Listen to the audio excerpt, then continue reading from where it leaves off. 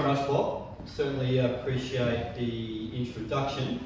So I'm going to talk sort of nationally around the Shellfish Reef work that we're doing, and then really sort of deep dive into Port Phillip Bay, because that's why everyone's here tonight. I don't know, a lot of new club members, and people may not realise that up to 50% of Port Phillip Bay once looked like this. This is an oyster reef that's been filmed offshore from Tasmania at St Helens. But Port Phillip Bay, including out the front here, was once dominated by,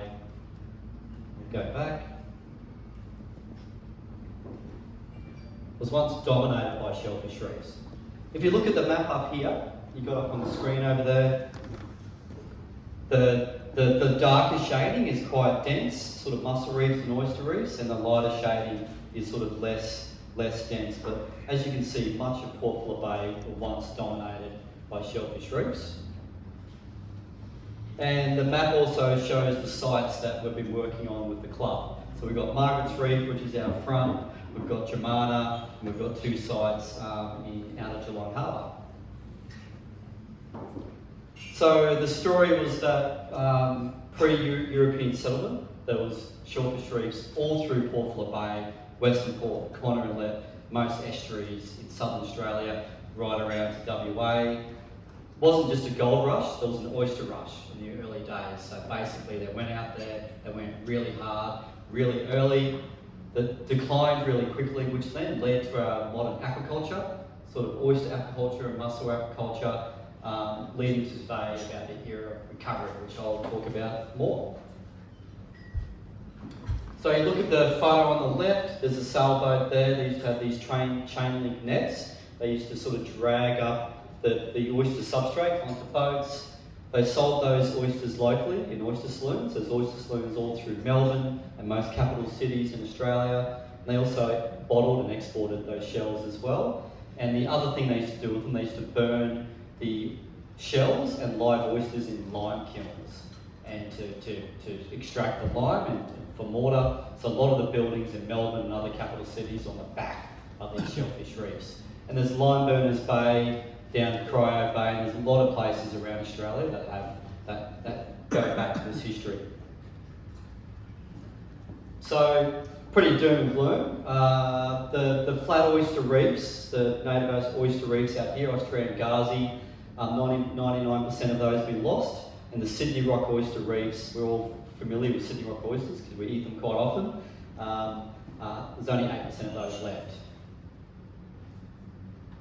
So the Nature Conservancy, we've been working on with a bunch of different partners around restoring shellfish reefs around Australia. We've got a target of restoring shellfish reefs in 60 locations by 2030 to essentially bring these reefs back from the brink of extinction.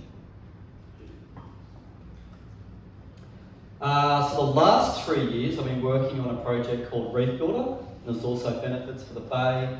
It was part of a COVID-19 and bushfire stimulus package. There was $20 million that was granted to the Nature Conservancy, but it was around jobs rather than the environment. So the work that we do out in the bay and other parts of Australia is really job intensive. And the way that we go about building reefs, there's a pilot phase, which we started in Port Phillip Bay in 2015. Then we go to scale to the site scale, Margaret's Reef, and then we scale up to landscape scale. So we're looking at a plan for the whole of Port Phillip Bay.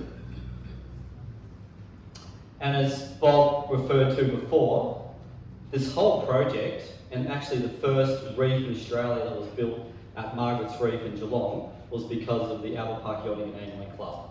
So we've got this this research report up here that was written by Paul Hamer with input from Bob and others, was around looking at, is it possible to restore reefs in Port Phillip Bay? How many reefs were there? Does it have support amongst the recreational fishing community? So this report was actually the foundation of everything that we've achieved today. So it's a huge achievement for this club. And this little bommy here we call Margaret's Rock.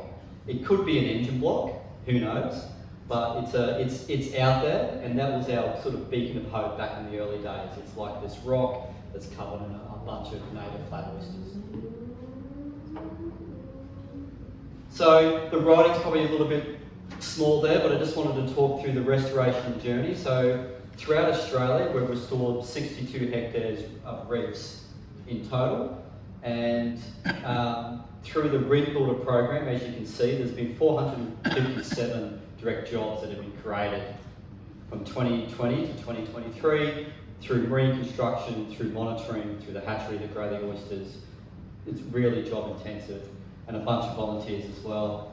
The project started back in 2015 in Port Phillip Bay. The first reefs in Australia, Margaret's Reef in Geelong, were built in 2017. Then through to 2018, there was some work that happened in South Australia as well, more reefs in Port Phillip Bay.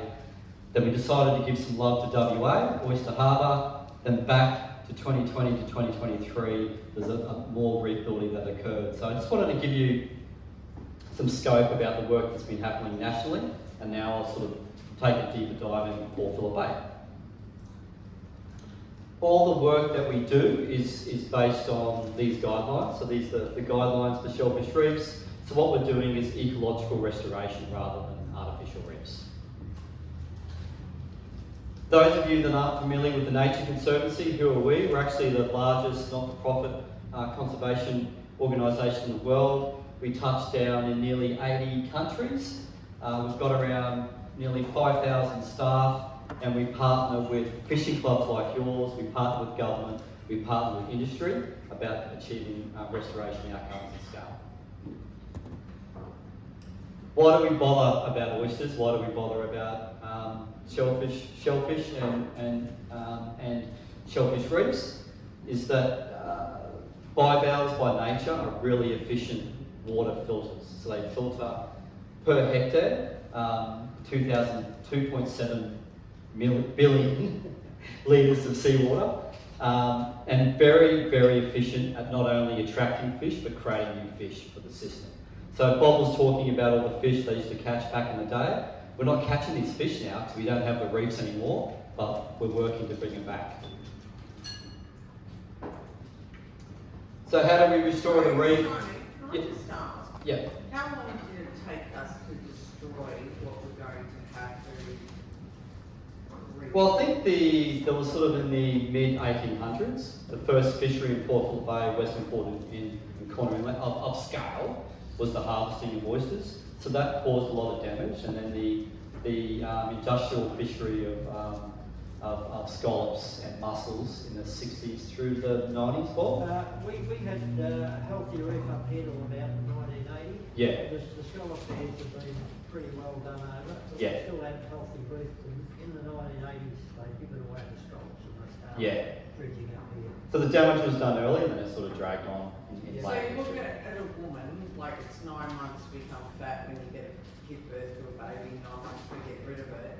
How long are we looking at like restoring what we've I'll destroyed? talk about the figures soon, but we are seeing that after 5 years, the reefs are recovering really well. To restore 10% of the original extent in the bay that we can do now, because 2023 is very different to the 1800s in terms of where you can put reefs. It's around 100 hectares, and I'll talk about how far we've got along that journey. So I just wanted to sort of go through, this is how we restore the reef. There's a lot of community engagement. There's, as Bob so knows about the kayak reef, there's a lot of planning and permitting that gets involved as well. And we also do a lot of monitoring, which I'll talk about in a moment. So first that we do, we first identify areas that are suitable for restoration, we construct the reefs, then we seed those reefs. So in terms of looking at areas in the bay that are suitable for restoration, we've undertaken what we call as a restoration suitability model. So in this model, we put into the model data around areas in the bay that oysters would thrive and survive around water quality, salinity, temperature. We also look at areas in the bay where there's other habitats. Obviously, you don't want to build a reef on top of seagrass, but adjacent to seagrass is beneficial because oysters filter water, improve the water clarity so the seagrass can come back. And also 2023 is very different to the 1800s, 1900s. There's aquaculture zones, there's boating zones, there's shipping zones. So there's areas in the bay that you're excluded from as well. and also stakeholder input. So we've done some mapping around where areas are suitable. In terms of the substrate that we use to build reefs, we use limestone rock. We also use shells. We've got a project called Shuck Don't Chuck that we recycle shells from restaurants and seafood wholesalers. We also have a hybrid truck around on the streets at the moment. So I encourage anyone at your peril to say Shuck Don't Truck very quickly 3 times. See how you go with that.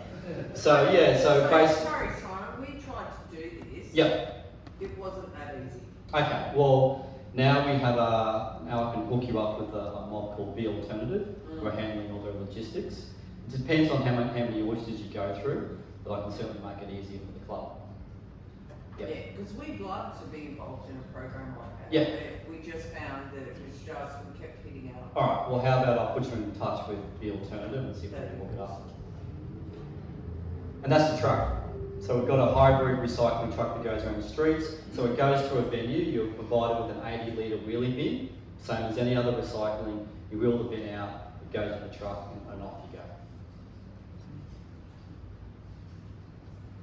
And in terms of building reefs, so we build reefs out of rock and shell. Well, this is Gippsland Lakes, not Port Phillip Bay. We have a long reach excavator and a barge that's placing the rock on the seabed.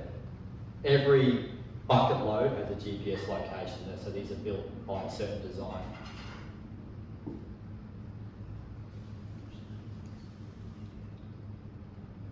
So in terms of the reef designs, we try to create sort of a natural looking reef rather than a rectangle. So there's some designs here where we're using limestone rock, and we also use shell as well, as I explained before. So we do a shell base and we put sort of 1 cubic metre of rocks on top of that. As you know, with fish, they need some habitat complexity. They need places to hide and to shelter. So rather than just having a flat shell base, we also include rock in that design as well. And probably a bit sort of hard to see on the picture here, but those blue dots there is Margaret's Reef, and that's sort of a Google Earth image of the reefs that we've got out in front here. So once we build the reefs, then we see these reefs with oysters. So some of the shells that we collect through Shuck Don't Chuck, we clean them and we bag them up, and then we settle oyster spat on top of those. So you can see those little black dots on top of the shell. So we call seeded conch. So we build the reef base, and then we sprinkle those oysters over the reef base. So you see a diver on the left-hand side there, we're sprinkling the oysters up on top. There's the rock over there, and there's the result, how that reef will look sort of a couple of years later. So you're putting the spat in the shell at the hatchery, Yeah. and then it's going down with the spat in the shell. That's right. So oysters and mussels, scallops, and abalone are all bivalves, but it's the oysters and mussels that are reforming. They cement together, they grow on top of each other, and they create a reef, like a coral reef, except a coral reef it's an oyster reef. So as you know, scallops and abalone will grow in abundance, but they don't create a reef. So not only do we build the reefs, but we also monitor what the results are. So there's a bunch of different monitoring that we do for these reefs to look what's happening over time. And I've got some hot off the press results from Margaret's Reef and how they're performing. So one of the things we do is multi-beam survey. So Bob, I don't know if you've seen this before, but this is a multi-beam survey of how the reefs look out at Margaret's Reef out there at the moment. So is that, like, because I go out there and Alex gives me a hard time all the time because obviously I have specific points that I want to go to, but that's showing that whole area out there. So they're all the different areas of Margaret's Reef, yeah? Yeah, so within the 20 hectare reef zone, there's a bunch of different reef patches. And you guys probably already know this, but there's sort of the yellow bits are sort of the highest spots on those reefs. So the GPS markers that come in on Google for Margaret's, where would that take us to? I'm not sure what marks you've got, but I'm happy to supply the No, marks for the I'm reefs. just saying, it's interesting because like, it's obviously, when they say it's all these football ovals, there's lots of clear patches in the middle as well. So we're not, so it's a good point, so we're not, so within a hectare area, we're not filling up the whole hectare area with rock and shell, it's reef patches. So if you turn back to those reef designs before, so we're building reefs generally 30 metres by 10 metres, a half metre high, 15 metres by 10 metres. So it's reef patches with sand in between. So will they all eventually connect? No, well, they'll accrete in size. They'll get bigger, but they won't connect. But we could look at spreading shell in between, whether or not that'll have any benefit. How deep is it?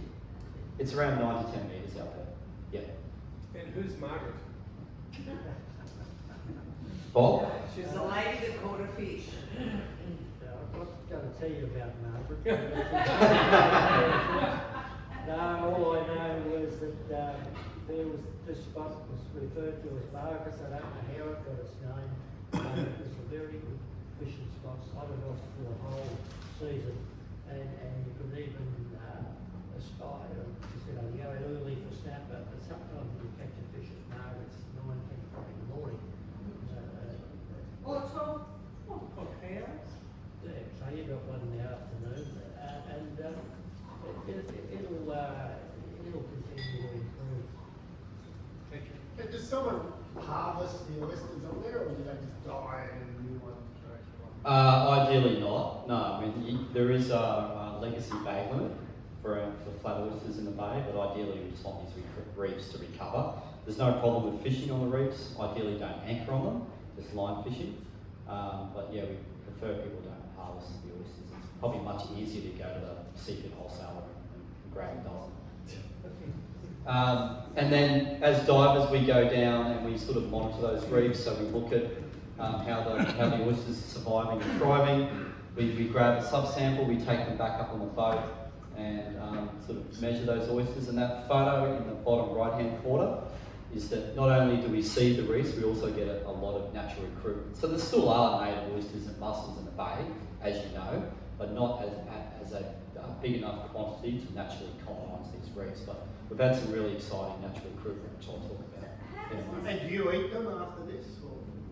Well, these are for nature. Oh, those, we put them back on the reef. I Yeah. was going to say, if you need a taster. How does it attract the snapper? So, well, I guess, What do you want to eat? so I'll show some photos in a moment, but basically, not only do you get oysters that get colonised by a lot of other different species and seaweeds, and the oysters, they suck in the water from the water column, then they process that, and they release what we call these pseudo-fishes. We all sort of reduce waste, and they're little packets of fish food. So that's why the fish congregate over these hundreds of thousands of oysters, because they're producing all these packets of food for them. If the fish don't eat them, they go back down in the sediment, and they increase the nutrient profile of that sediment as well.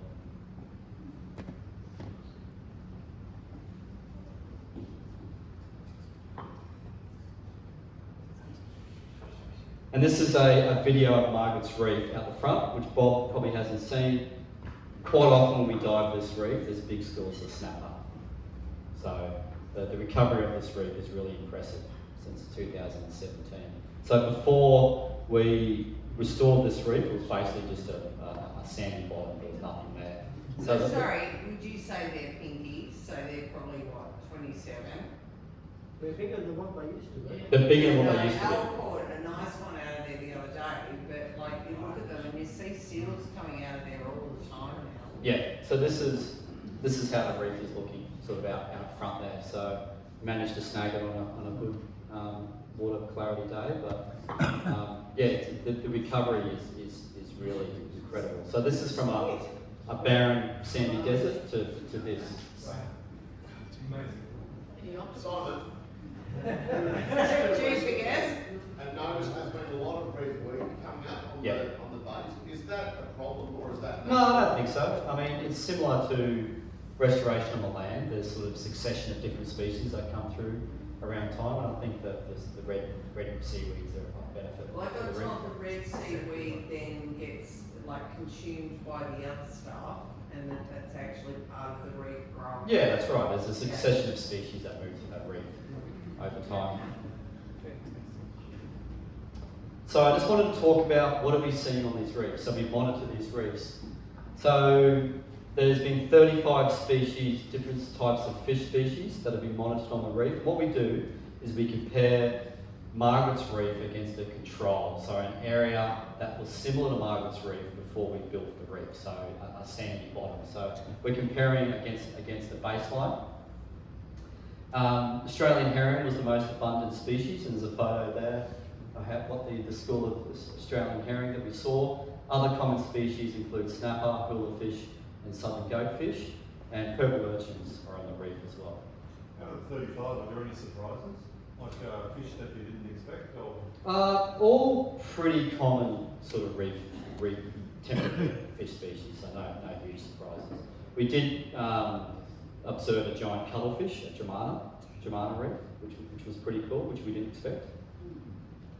Was that by dropping the camera down or by diving with it? So we go down and dive. Yeah, we conduct what we call reef life surveys, looking at mobile, bigger fish species, the cryptic fish species as well, and benthic flora as well. But we talked about before, but if the club wanted to get involved in dropping down a camera or underwater drones, that would be hugely beneficial. Are the urchins a pest? There's too many urchins in the bay. We'll talk about it in a moment, just briefly, it won't keep you too much longer. They're eating out all the kelp in the bay, but on the reef, they're really good because they're grazers. So they clean off the rock, then they allow the oysters to settle on that clean rock. So from a Shellfish Reef perspective, we want them, but from a kelp bed perspective, we don't want them. There's been a really high level of natural recruitment on the reef as well, which we didn't expect, which was really exciting. So a lot of the rocks are covered in flat oysters that are wild in the bay, which was really cool. And these oysters, there's around 179 oysters per square metre. Our benchmark is 50 adults per square metre is what qualifies as a shellfish reef. So that reef out there is now, after 5 years, a shellfish reef, which is super exciting. It's exceeded our expectations. You're actually seeing more and more charter boats pulling up on it now. Right. So, like sniffing around there. Keep the coordinates up there.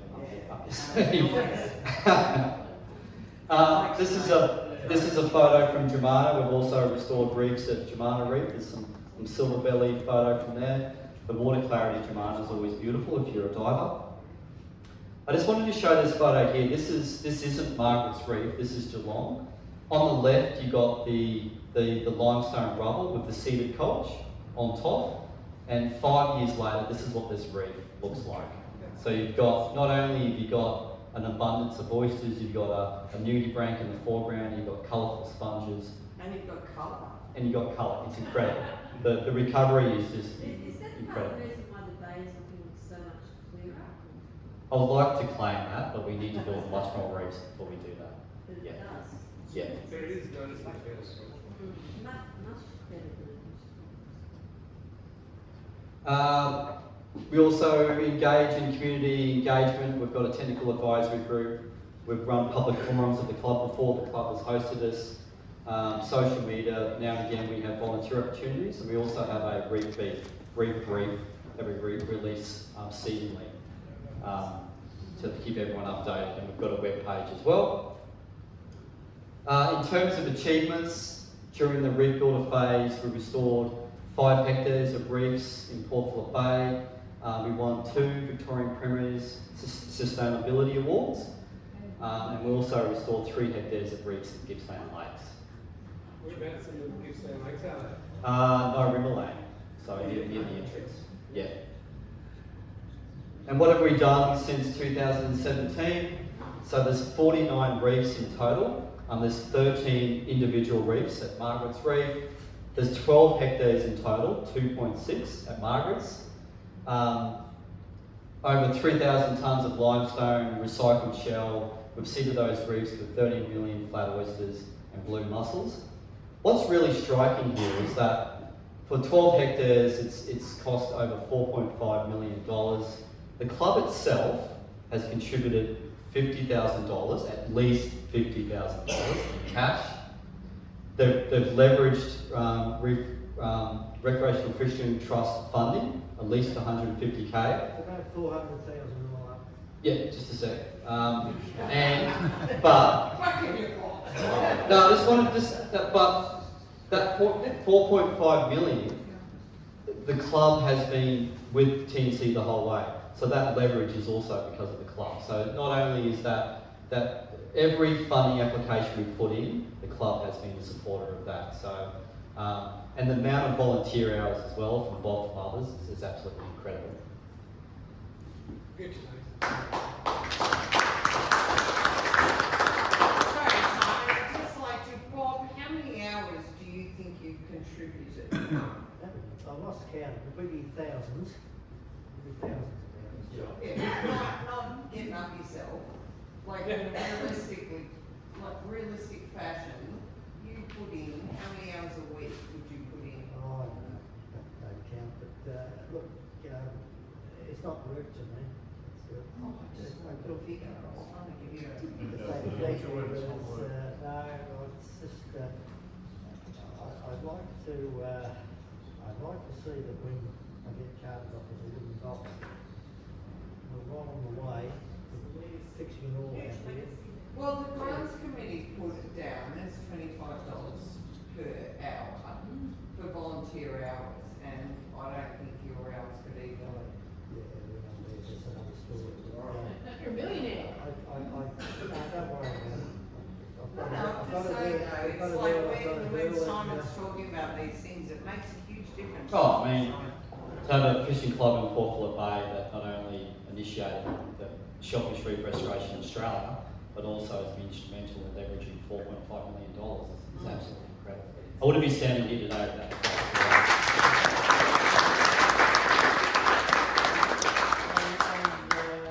You can get up to $200,000 for projects like this from the government, and in the new year I'll be putting something in. And I'll be working with Simon on that, because I can't do it on my own, but maybe do another roof somewhere else, I don't know, we'll work it out. But there's 200 grand up for grabs, and yeah. So the thing that you have there is just about how many spats are being built, being made in this hatchery. Tell us about that. That's 30 years. Yeah, so basically they harvest the oysters in the wild, they produce the larvae, and then they settle on the shell. So every construction event, we're seeding those reefs with sort of over a million oysters. Can I just ask you, what's the survival? So we generally, the way we seed the reefs, we expect up to 80% mortality year 1, 50% year 2, and the idea it balances out at that 50 oysters per square metre after year 3, but we've had much less mortality and much more natural recruitment than we anticipated. So yeah, they're charging. I've got a couple of engine blocks to go now. They don't take photos. No, they're more like holders. I've only got another couple of minutes. I just wanted to talk, not only are we involved in Shellfish Reef Restoration, we've also started a golden kelp restoration project in the bay. There's been a lot of loss from golden kelp. We've got a picture up here from Jawbone. It might be a little bit hard to see. From 1991, that darker shade is where the kelp used to be, and that's how it looked in sort of 2015. That's from predation from the purple urchin, which we talked about before, and also rising sea temperatures. So we've got a project with unis, it's very similar to the Shellfish Reefs Bob, unis, government and industry. So we're trialling methods on how to replant that golden kelp out in the bay. And I was out on the bay on Monday, as you know, it was northerly, it was bloody beautiful, out there for like 12 hours, sort of outplanting kelp at Jawbone and Ricketts Point, marine sanctuaries, but we've also been working sort of outside. That's a really good story around working in marine sanctuaries and Parks Victoria. They're actually allowing us to do some restoration, which is wonderful. Does the northern sea star affect the kelp? Doesn't affect the kelp, no. But what we are doing in the sanctuaries is reducing the numbers of urchins in there. And the other project, just really quickly, is that there's around 100,000 tonnes of purple urchins in the bay. There is an urchin fishery at the moment, it's only 60 tonnes per year. So that definitely needs to be increased. So if you've got any contacts at VFA, Bob, we need some help with that. But what's happening is What do urchins grow around? well, generally they look on that top hand, left hand figure there, that's an urchin barren, where they've eaten out all the kelp. Well, these urchins will just go dormant. They can just sort of be zombies. They don't need to eat. And what happens with those urchins is that the roe quality in the urchins is quite low. It's not suitable for market.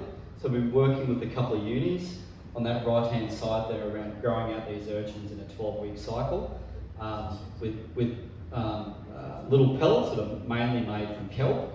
And the idea is that to create a new industry around harvesting urchins on these barrens and then sell to market. And why TNC is involved is reduce the amount of urchins and also create a sustainable income stream for restoration in the bay. So why do we want them to be sold?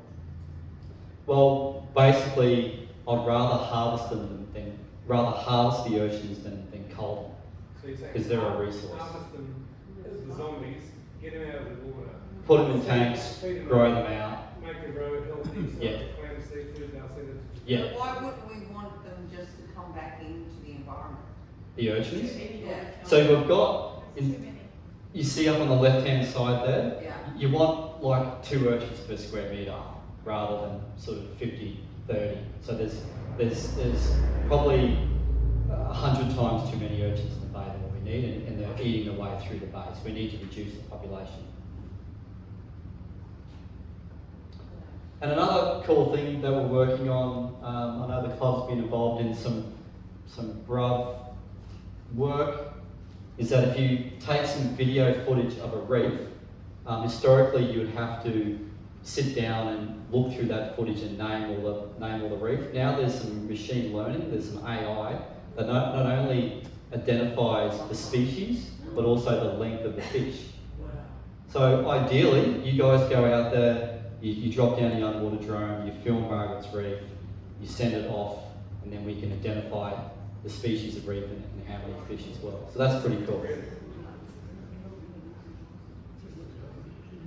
This is my last slide. So in terms of future directions, we're looking at continuing to leverage more funding to build more reefs. We're also looking at seascape restoration. It's not only shellfish reefs, we've got seagrass, we've got kelp.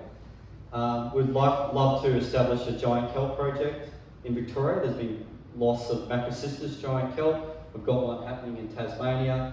And also looking at restorative aquaculture, oysters, mussels and kelp, and also nature positive financing.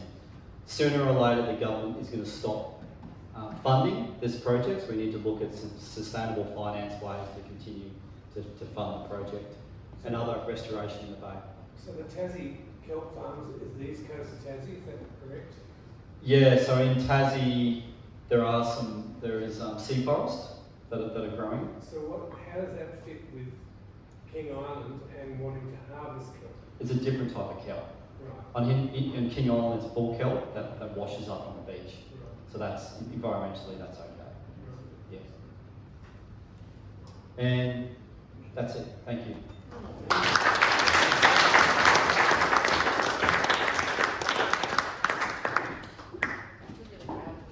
Done, we're about to be up.